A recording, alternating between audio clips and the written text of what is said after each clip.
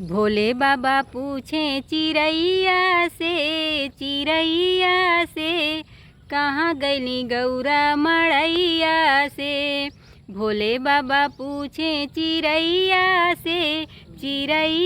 से कहाँ गईली गौरा मड़ैया से। ब्रह्मा से पूछे उ विष्णु से पूछे, ब्रह्मा से पूछे उ विष्णु से पूछे, पूछेला लक्ष्मी मैया से कहाँ गईली गौरा मड़ैया से। भोले बाबा पूछे चिड़ैया से कहाँ गईली गौरा मड़ैया से। भोले बाबा पूछे चिड़ैया से कहाँ गईली गौरा मड़ैया से।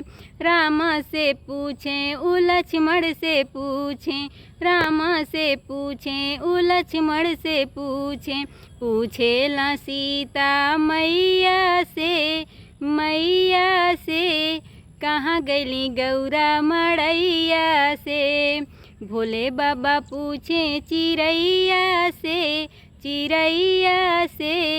कहाँ गईली गौरा मड़ैया से। भोले बाबा पूछे चिड़ैया से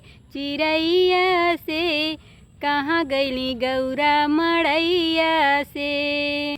कृष्णा से पूछे बलराम से पूछे, कृष्णा से पूछे बलराम से पूछे, पूछेला राधा रनिया से कहाँ गईली गौरा मड़ैया से।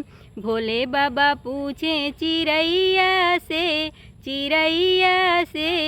कहाँ गईली गौरा मड़ैया से, कहाँ गईली गौरा मड़ैया से।